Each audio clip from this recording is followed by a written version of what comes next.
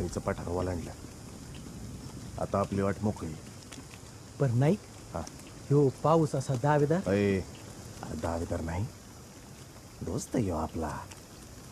यो पाऊस आहे म्हणून तर येड्यातली ही येडी माकडं गपगुमान पडून आहेत ना बघा. हा पर नाही अव अंधारात वाट घावायची कशी? ही जोतवंतीची कांडकं बारूदखान्यात असतात. याच्यामध्ये गंधक असतं. काय असतं?